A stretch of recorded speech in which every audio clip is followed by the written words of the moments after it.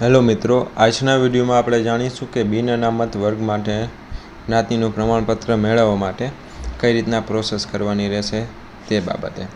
તો સૌપ્રથમ આપણે ડિજિટલ ગુજરાતમાં લોગિન કરી લેવાનું રહેશે અથવા વેબસાઇટ ઓપન કરી લેવાની રહેશે, જે અહીંયા તમને સામે દર્શાવેલી છે તે. ત્યારબાદ તેમાં અહીંયાથી આપણે લેંગ્વેજ પણ ચેન્જ કરી શકીએ.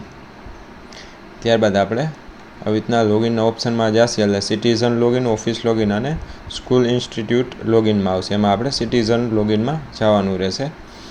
ત્યારબાદ અહીંયા જો તમારી પાસે યુઝર આઈડી હોય તો અહીંથી તમે લોગિન કરી શકો છો, અન્યથા નવું યુઝર બનાવવા માટે અહીંથી લોગિન થશે.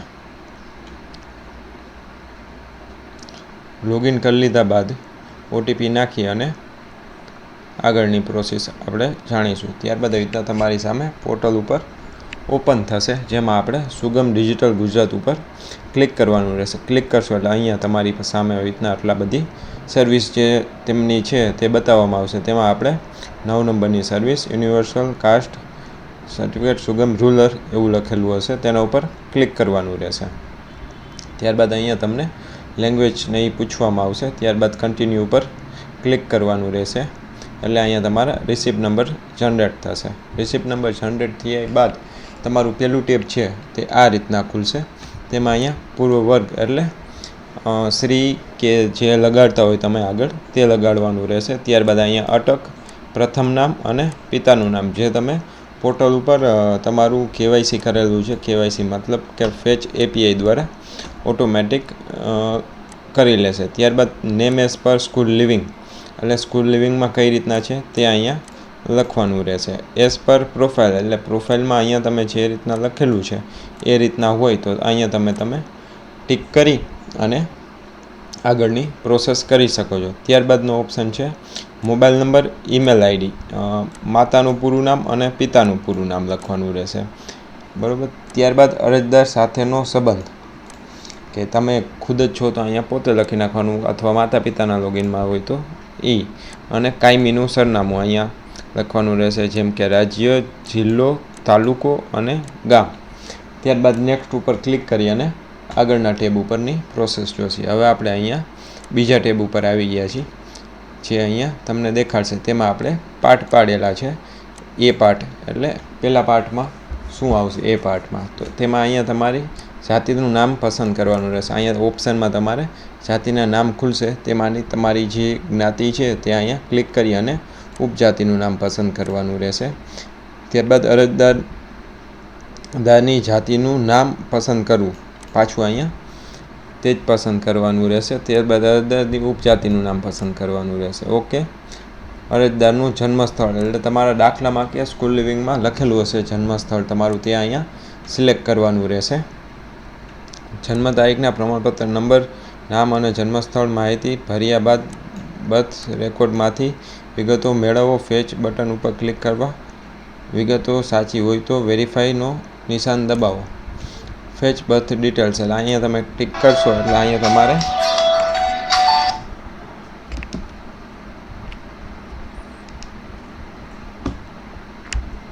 અહીંયા બર્થ સર્ટિફિકેટ નંબર તમે નાખશો, અહીંયા વેરીફાઈ કરશો એટલે અહીંયા ઓટોમેટિક તમારી જન્મ તારીખ, જન્મ નામ અને જન્મસ્થળ આવી જશે.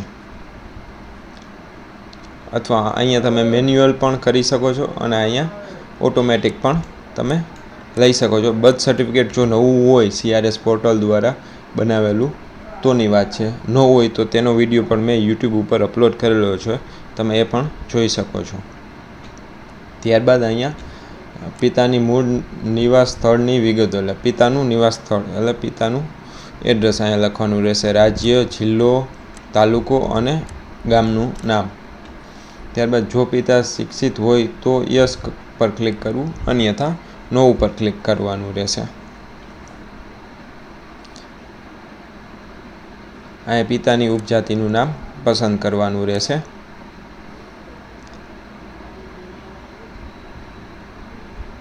અહીંયા જાતિના પ્રમાણપત્રનો હેતુ, તમારે કયા કારણોસર જાતિનું પ્રમાણપત્ર જોઈએ છે ત્યાં અહીંયા લખવાનું રહેશે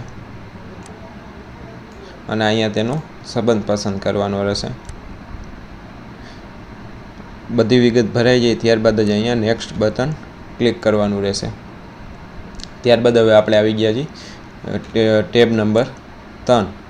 તેમાં પસંદ કરેલી સર્વિસોની સર્વિસ સેલ્ફ વિગતો અહીં દેખાડશે.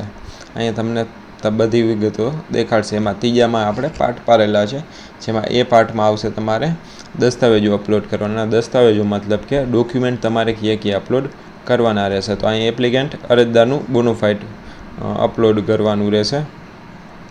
પછી નીચેના મેનુમાં અરજદારના સંબંધનો પુરાવો કોઈ પણ એક પસંદ કરવાનો રહેશે. અહીંયા સેલ્ફ ડોક્યુમેન્ટ અપલોડ કરવાનું રહેશે. જ્યાં તમારી સામે દસ્તાવેજનું ડોક્યુમેન્ટનું લિસ્ટ ખુલશે તેમાંનું ડોક્યુમેન્ટ નાખવાનું રહેશે. ત્યારબાદ સીમાં સેલ્ફ સિલેક્ટ ડોક્યુમેન્ટ, એટલે અહીંયા ડોક્યુમેન્ટ બતાવેલા નથી, પણ એ શક્ય હશે તો હું છેલ્લે લાસ્ટમાં તમને બતાવી દઈશ કે આટલા ડોક્યુમેન્ટ જોશે તે. તમામ અહીંયા ડોક્યુમેન્ટ અપલોડ કરવાના રહેશે. અરજદારના પિતાનું સ્કૂલ લિવિંગ સર્ટિફિકેટ અહીંયા અપલોડ કરવાનું રહેશે.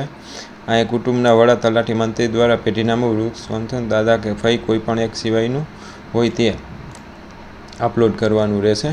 ત્યારબાદ અહીંયા તમારો ફોટો અને આવી જશે. ત્યારબાદ તમે અહીંયા સબમિટ મારશો એટલે આવી રીતના પ્રિન્ટ કરશો એટલે આવી રીતના ફોર્મ તમારું પ્રિન્ટ થઈ જશે. અને મેક અ પેમેન્ટ ગેટવે એટલે તમારે જે ગવર્મેન્ટની ફી છે તે અહીંયા ભરવાની રહેશે. ત્યારબાદ અહીંયા એન્ટર યોર આધાર નંબર, અહીંયા નંબર નાખી અને ઓટીપી લઈ અને સબમિટ આપવાનું રહેશે. સબમિટ આપી દીધા બાદ પેમેન્ટ કરવાનું રહેશે. પેમેન્ટ ટાણે તમને પૂછશે. અહીંયા 2 ઓપ્શન આપેલા છે, એક જાતે અને એક ટપાલ દ્વારા. જો અહીંયા તમે ટપાલ દ્વારા સિલેક્ટ કરશો તો તમને પોસ્ટમાં આ ડોક્યુમેન્ટ મળી જશે. જાતે સિલેક્ટ કરશો તો પોર્ટલ ઉપર પણ આવી જશે. અહીંયા તમે પેમેન્ટ કરી શકો છો. ત્યારબાદ આ છે સામે દર્શાવેલ તે પેમેન્ટની પ્રોસેસ છે, કઈ રીતના પેમેન્ટ કરવું. બિન અનામત વર્ગ માટેનું પ્રમાણપત્ર ગ્રામ્ય સુગમ અહીંયાથી તમારે પ્રિન્ટ કરી અરજી અને સાચવીને રાખી લેવાની છે. ધન્યવાદ. આ વિડીયો કેવો લાગ્યો તમને તે મને કોમેન્ટ કરી અને જરૂર જણાવજો. લાઇક, શેર, સબસ્ક્રાઈબ જરૂર કરજો. કોઈ પણ પ્રશ્ન હોય તો મને કોમેન્ટ કરી અને જણાવી શકો છો, જેનું સોલ્યુશન હું લાવીશ.